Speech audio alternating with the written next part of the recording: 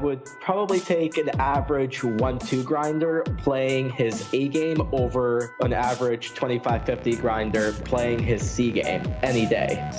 You're listening to the Mindset Advantage podcast. Each week, you'll get to peek inside the greatest minds in the game and discover what makes them successful. Mental toughness separates those that can't handle the stress. If you're going to treat it like an amateur, you're probably going to have amateur results. Here are your hosts, Elliot Rowe and Adrian Talenchik Rousum. All right, everyone. Today on the podcast, I'm excited that we have Lex Veldhuis joining us today. For any of you that are unfamiliar with him, he's a member of Team Pro Online with PokerStars for the last 3+ years thereabouts.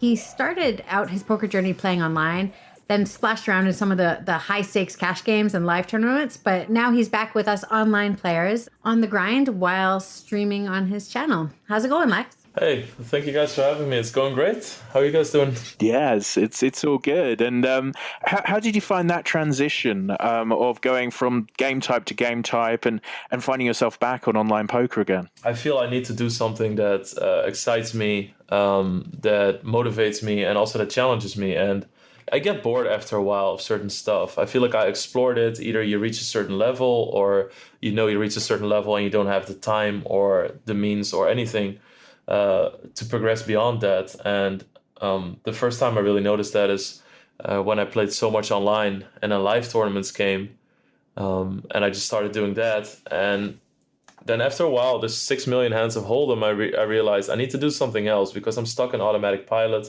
also mentally. And I did not start playing poker and get all excited about it to get stuck in autopilot. So I feel like switching is just a natural thing for me, and I've switched between like 5 or 6 main games in poker. Yeah, I always knew you as a PLO player, but I've come to find that now you're playing a little bit more no limit Hold'em. Do you have any suggestions for like the best adjustment advice for flipping between games? What I used to do, what's actually really helped me to start looking around for games. When you have that session, and I know that locking up a win, in the essence of the term, it's like a bad thing to do because you should just play as many hours as you can to get as many hands in as you can, and you'll be as profitable. But sometimes after like 10 losing sessions, you just need that 10 buy-in plus win. And whatever I would do then, and if I still wanted to play poker, I would kind of branch out and I would try like Omaha high-low, stud, and I would just play very low stakes. I would just try to get to know the game, see if I would like it. So I would always play for a very marginal part of my bankroll and explore these new games. So I've always been very interested in seeing what's out there. As soon as I got really done with Hold'em, I actually just started playing 8 game. See all the games. I could still have some edge from my Hold'em experience in there. And I started doing that in Vegas. And then I just saw PLO. And then I just talked to friends of mine who played PLO, and they were so excited about it. And they're like, no, we'll show you. It's the best game. So then I kind of dived into that. But I definitely feel that just you'll get a feel for like how nice it is, And with that sort of 8 game, obviously it's not quite as easy to find the study materials for those games. What did you do to set yourself up to be a winner in 8 game? The funny thing is in live tournaments, I would ask questions. I would tell people like, listen, you need to motivate people like me to play these tournaments more often. you need to excite me so I can excite other people. So I'm here. And if you guys will answer 3 questions an hour, I will also play the 10K. And then everybody was answering my questions and stuff, and they actually discovered that it's quite good to get the noobs excited a bit because they're not going to catch up to you anyway, so you might as well make them have a good time. So I know that doesn't go for anybody, but there's always some study material. You can always find some training site with a cheap subscription where you can just see somebody play it, hear them talking about it, and then try it out for yourself at like the lowest stakes and then see if you like it. So I definitely believe in engaging new people in the game. You know that I play 8 game primarily, and I love introducing people to the game for sure. Being on Twitch has been such a big part of that. How long have you been streaming on Twitch now? I just had my 1-year anniversary, so about a year and a month now.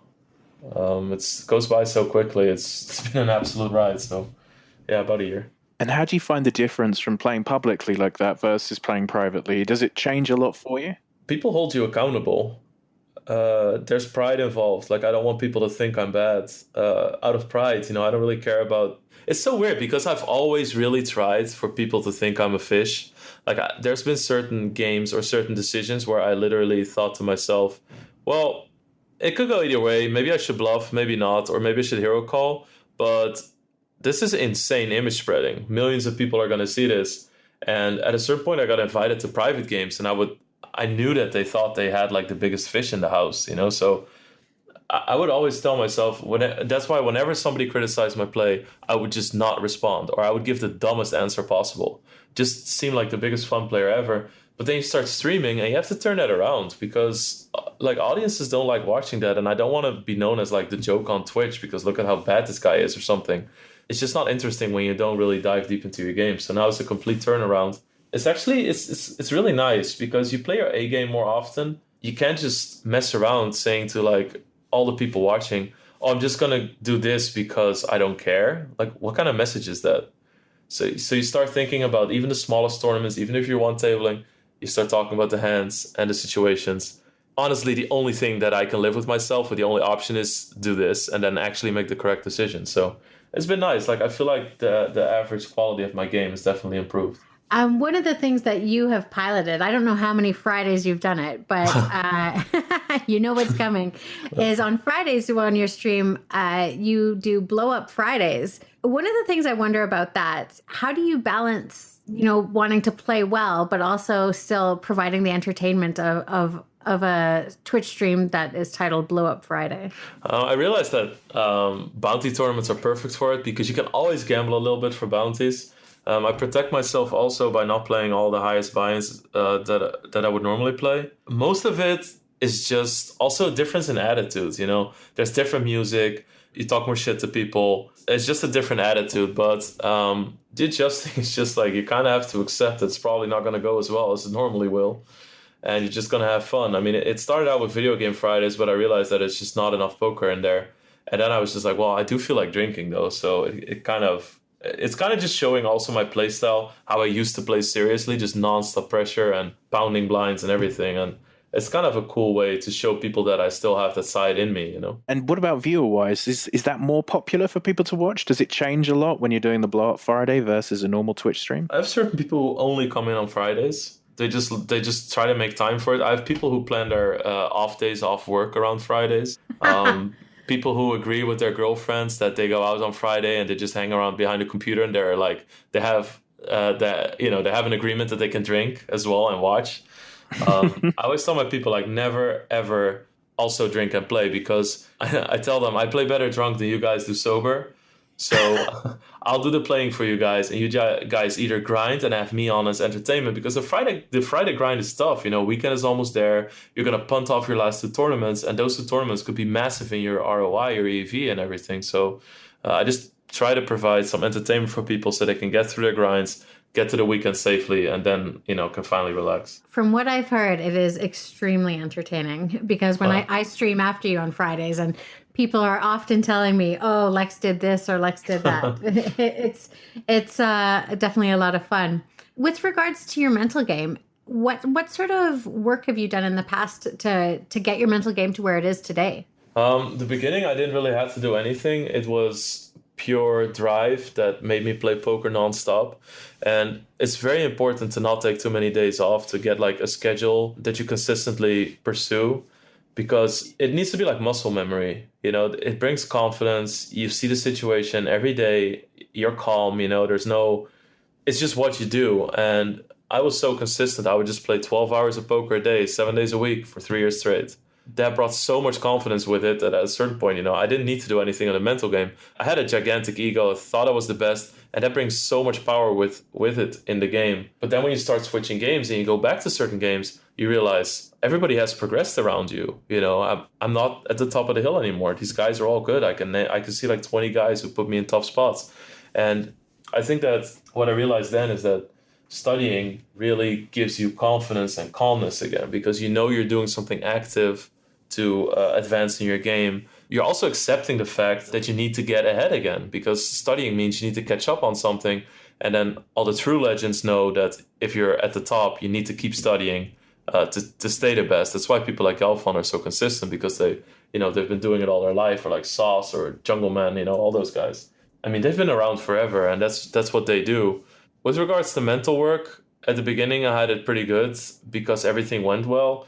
Then I started doing more off-the-table studying, and then after I played a lot of live, where I barely played online for like 2-3 years, that's when I really needed mental game studying, because I was really annoyed with like kind of the state of online poker. It felt more calculated, it felt more nitty, it felt less like the Wild West, like I knew the online poker that I had grown to love. And that's when I really needed to do a lot of mental game. And I worked with Jared Tandler then, just did a lot, writing too. Elliot, you obviously probably have a lot of exercises with your clients about that too, like just writing about stuff.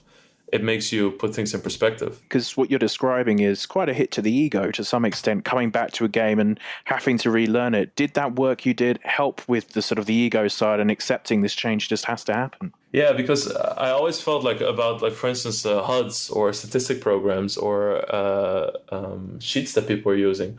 I always thought like, wow, what a shortcut, like I had to figure out all this stuff by myself. And I always thought that I feel like I'm pretty talented at strategy games, but I can be pretty lazy on the work side of things. The same way in school, whenever I was good at a subject naturally, I would really like doing it, but others that I had to put work in, I was a little bit childish about it. And I showed the same leak in poker. So for me, it was definitely, I had to swallow my ego. And then friends told me as well, if you really think that you have more natural ability than some of your peers, or, the people that you play against at least, then you should just learn the same things they know, and then you can, outshine them in that front again. And that made me think like, yeah, it's just like a petty way, and of course some people are just better than me, but I do feel that was my skill at the start, like progressing on my own. And that made me feel like, yeah, you're just being a child about it. Just use the tools that are out there, level the playing field, and then see how far ahead you can go. And if you don't, then at least you know what the problem is, and you can either find something else or, learn in other ways. Are you using a HUD in your games right now? At the moment, I don't. It's two reasons. I think that HUDs in tournaments are pretty overrated because the sample sizes are insanely small. I think the only thing you see with a HUD is if somebody's a recreational player or not. That's good, of course. That's a very good reason to use a HUD as well. But I do think that people kind of stare themselves blind on a HUD, especially in tournaments when it's like last table, they're tilted, there's excitement. When they need to get the money in, they'll look at a raise and say like, oh, but he has a kind of a low PFR, I'm just going to fold this time, even though it's a really standard shove, So I think that people trick themselves into reading stats a certain way, especially when samples are so small. It's ugly on stream. I really hate the look of HUDs on stream and everything. And I don't want to have discussions with chat. Like there's so many, we call them chat pros on Twitch, where whenever you make the wrong move, they say it was so obvious that guy would have that. It's like, yeah, okay, dude. They always come out whenever you make a mistake, and you learn to ignore them. But imagine also a stat showing somebody's tight, and you make an aggressive move, and they have it. That'll get twice as bad. And then people are just talking about statistics, while 98% of the people that watch Twitch should honestly just be thinking about poker dynamics and thinking about the game ideology instead of just crunching numbers already. First be a professional, understand the game, then start using all the tools around it to make it very specific skills. And would that also be the case if you were playing cash games? Would you still not use a HUD, or is it purely because it's tournaments that you're choosing not to? I think on the lowest levels, I would definitely not use HUDs, but it's a very good point. On cash games, I would use them way sooner. Also on cash games, you're going to meet the same people a lot. Your sample size are going to grow, and statistics are just going to mean more. So definitely, HUDs are insanely valuable on cash games. A little shift. We're coming into Scoop now at the end of the month, and I'm sure you're excited. I'm excited anyway. But is there anything that you plan to do in terms of like your mental game or your daily routines? How do you get yourself set up for the best success? I think that not burning yourself out is really important, whether it be the WSOP, the Bahamas grind, or Scoop. You can't just every 3 hour play poker. I remember my first WSOP, I would play cash games right after every tournament. I played poker 18 hours a day. I was just done after 2 weeks. And I've noticed that in Scoop a lot too. So I kind of protect myself from getting burned out by just sticking to my normal schedule. I'm going to play very long sessions, but I'm only going to play the tournaments starting late afternoon here and not the nightly ones. and really try to keep everything going, keep the workouts in, trying to go outside every time, try to do social things, take a day off here and there, just stuff like that. And is it something that you've seen in friends and other players as well? I mean, certainly with my clients, with Scoop, I try and set a limit of 6 days a week of poker. And like you say, the gym, the exercise, and some form of social life still continuing. Have you seen that mistake by other guys in the World Series, perhaps, or during Scoop, where you've seen a friend's play deteriorate over that period? Yeah, you see with like hundreds of regulars, it's just like you see everybody just get miserable over the time. And I would never understand people who could just take a week off in the middle of the series and just go somewhere. And I was like, that's just the perfect way to do it. You need to re-energize, You're hear the same crap conversations for 3 weeks, the same people complaining. Like live poker can be very toxic. So I think you need to escape that sometimes. And then for online poker, I think it can be very draining if you're not careful. Because after 1.5 weeks of playing all day long, your play is you're just going to get more tired, especially if you do it straight to the end. And then there's the biggest tournaments, the most important tournaments. And I remember for myself from the most brutal grinds, after a while, you're just kind of relieved that it's over. And that should never be that way when you play a main event. You talk about working out when you're away from the computer and things like that. But one of the things I know about you is that you sit on an exercise ball. Do you ever find, and there's a great gif about you falling off it. But do you ever find that gets tiring, or do you ever find yourself facing physical fatigue that changes how you approach the online game? Yeah, I just noticed that when I sit in a chair, you just have worse blood flow because like the edge of the chair cuts off the blood flow to your legs, and it just makes you more tired. And I don't know, I look like a sandbag when I sit in a chair. I lean sideways, my back is all twisted, and the exercise ball kind of keeps me in check where I have to sit more up straight, and it's still not fantastic. I should really just get an electric desk and stuff, but it's a hell of a lot better than a chair. And for instance, when I go to the gym, I focus mostly on functional training, mobility training. If I can do like a back exercise that has a twist in it, I'll always choose that one to rotate everything. Because I sit 12 hours a day. It's so toxic for your body. It's insanely bad. I always have neck and back trouble and knees and everything. And how important do you think the exercise is for poker players? Because it is an argument that sometimes comes up when, players will tell me, I don't need to exercise, it really doesn't help. What are your thoughts on that? Well, I think that, physical stamina is always tied to your mental stamina as well. I used to just play 40, 50, 60-hour sessions. I think I've played more than 50 or 60 sessions that were over 50 hours. And I used to always think that I didn't need it, but I was just so tired in that period of my life that I just didn't do anything else but play poker. It was like my state zero. I wouldn't even be bothered to do grocery shopping or try to order, would cancel on birthday parties because I was just too tired, and sitting in front of the computer just felt like my safe zone. But I was just in a deteriorated state of stamina and physical energy. I don't know. I think it's also that even sweating is just good for you, working out. Even if you just go running is it's almost like meditative, Yeah, you put things in perspective. You think about things another way. It's kind of like you come home and you can do all right, okay, we're good. It gets the blood going, everything. And that's, good blood flow and everything, and digestive systems, all of that stuff is just good for your brains too. It's good. It's definitely important to keep your brains live and fired. I see that you play games other than poker on stream. Which games are your favorite? I used to play a lot of Dota, which is just a very complex game where you have to pick characters. It's very quick reaction.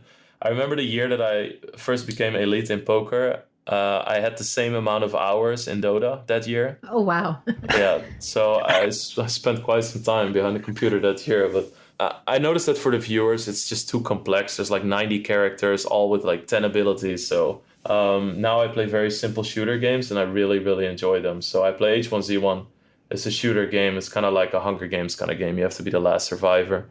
And it's fun too because viewers have been picking it up and some of them played already. So we have kind of a cool community. And actually, it's really cool because I get mixed more into gaming, and it's always been a long time passion of mine. So I get to meet more gamers now too. And some of the gamers are hosting me. And it's really cool to get into that cycle a bit. And do you feel that it was sort of an advantage that you had a background in gaming for online poker? Yeah, I think that a lot of my skills from gaming transferred into poker. That's why I think that one of my biggest skills was always game dynamics. And that came from, I used to play a strategy game called StarCraft.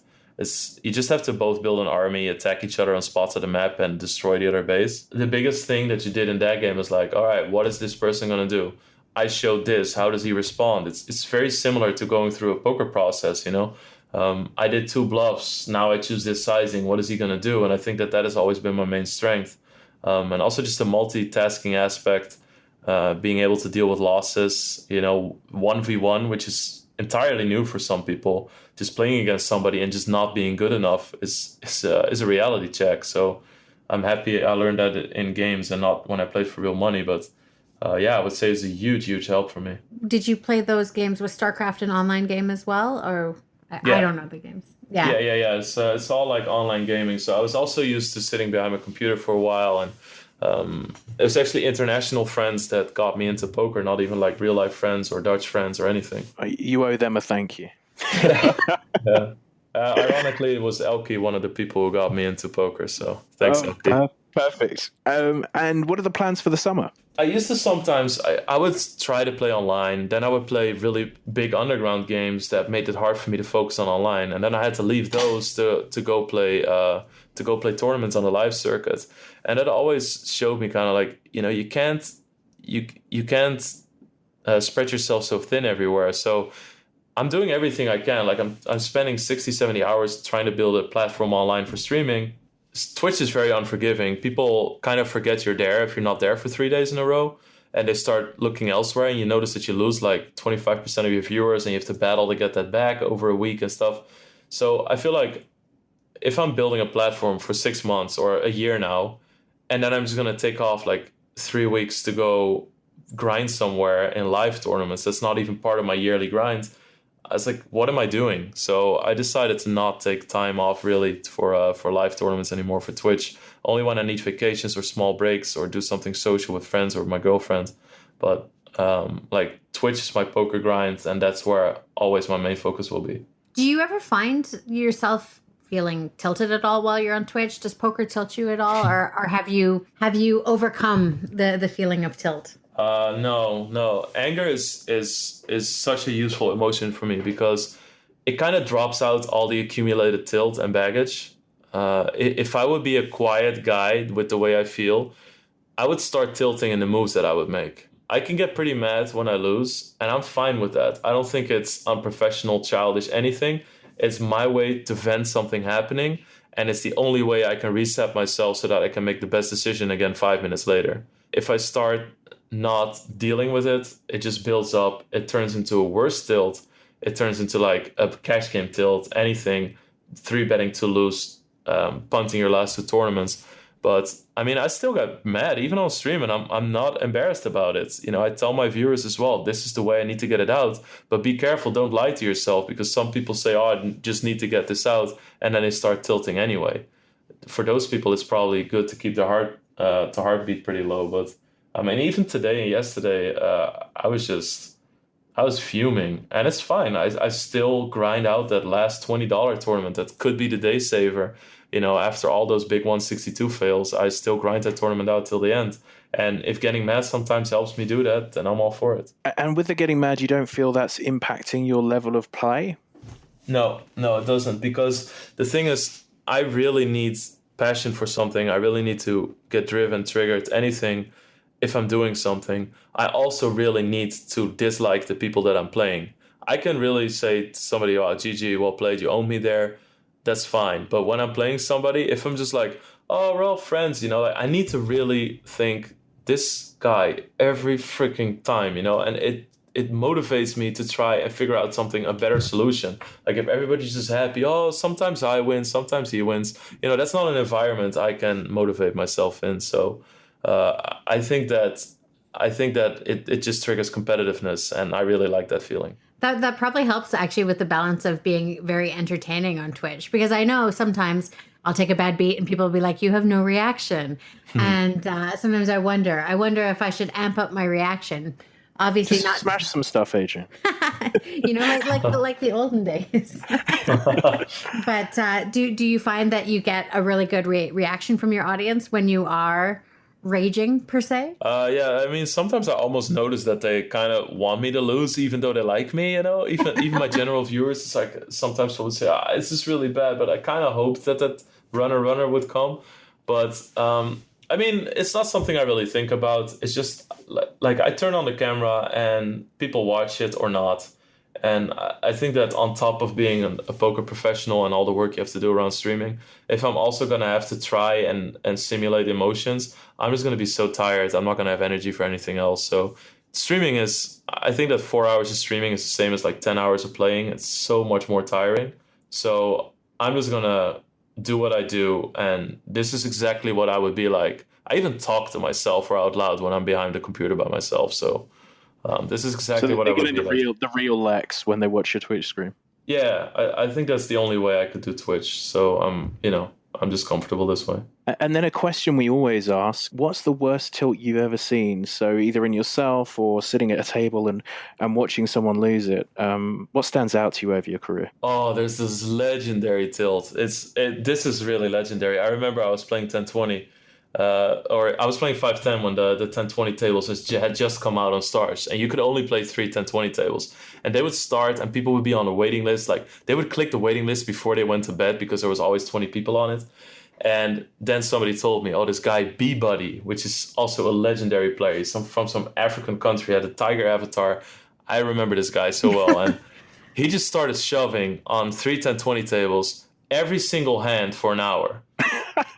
It's on YouTube. It's the sickest thing, and he just went absolutely ballistic, and he just tanked like $100,000, and he just clearly did not care. And this was also the period in time where you could, every time you were all in, you could reload, and if nobody called, then you would have like double the buy-in. Because whenever you were all in, the cashier thought, you don't have money at the table, so you could add a buy-in. People would do this all the time. I mean, that's gone now, but you used to be able to do that. So people would do that too. So there were people sitting with like 20K stacks, 16K stacks, and he would win a few, and then you would have like this 16K flip, and it's just the best thing to watch. I remember just sitting there thinking, wow, this is so glorious. And were you in the game, or were you just railing it? No, I mean, I got on a waiting list, but it would never get in. And you would either have to go broke or be crazy to leave that game. Yeah. You'd be. Who was more tilted, the people in the game or the people on the waiting list? Well, the funny thing is that there was actually a guy who was so dumb to rage against B-Buddy for losing some flip or something. Like he said something really nasty, like you tilt monkey or you're pathetic, something like that. And the guy was like, really, dude? I'm just doing this because I want to, and you really have to call me out like that? Just shut up and take my money, at least like a gentleman or something, So, and then he actually set out, and then everybody on all the tables were raging against the guy speaking up. I bet. Yeah, I mean, sometimes people do too much of a good thing. They just want it to end. Yeah. Where can people find you? Where is the Twitch stream? And what are you doing out there? It's very simple. It's twitch.tv/Lex Veldhuis, just my name. YouTube is Lex Veldhuis TV, so youtube.com/Lex Veldhuis TV. If you don't have time, if you're not in the time zone to catch the streams, I post all the deep runs and highlights on YouTube. And, when you come to the channel, speak up. I have a really friendly community. I ban all the toxic people. If I read somebody say something negative out of the blue, like for no reason, 3 times, I ban them. So a very non-toxic community where people are very welcoming to people trying to learn. So drop by. Yeah. What's the story behind Beaker? I don't know. We're just thinking about emotes, and Extempore, one of my emotes, he just showed the beaker, and we're all laughing because of that picture, and they were like, we need this to be an emote because we needed a surprised face because of stuff happening, because I just started playing tournaments, and I was surprised by all the stuff that I saw around me, so I was like, we need a surprise face, and what better than the beaker from the Muppets? Perfect. Yeah. And what we'll do, Lex, is on the page we'll have a link through to your Twitch as well, so that it's easy for the guys out there to find you. So so they can click through. Thanks so much for coming on the show. I really enjoyed chatting to you, and hopefully you guys will go and check Lex out. Yes, thanks to you guys. It was really awesome. Nice show. Thanks. So great having Lex on the show. That was a lot of fun. Lex is a great person in person and obviously online. What you see is what you get. Yeah, it certainly seems like the case. He's not hiding anything on his stream, is he? Nope, nothing at all. Even when he falls off the exercise ball, it makes for good television. Yeah, keeps them keeps them entertained. It's very interesting hearing him talk about the frustration and using anger as a way of resolving it. I'll be honest, it's not usually something I recommend, but it's definitely interesting to see someone managing to deal with it that way and then retake control of their emotions and not letting it impact the game. Which I'll be honest, I see it is pretty rare. He's one of a kind, that Lex. Yeah, well, it's working for him. So where can everyone watch you, Adrian? I'll be streaming most of my events on twitch.tv/talentchick. And spinning the wheel, giving away some equity, and making the nuts. Perfect. And if you want to get some of that mental game work in before you get your scoop going, check out my academy at pokermindcoach.com. You get webinars and a lot of videos and MP3 content there to help you make the most of the series. So that's pokermindcoach.com. We'll talk to you soon. Have a great week. You've been listening to the Mindset Advantage podcast. To get future episodes delivered to you automatically, make sure to subscribe via iTunes, Stitcher, or your favorite podcasting service. To get any resources mentioned in the episode or to listen to past shows, visit pokermindcoach.com/TMA podcast. Thanks for listening.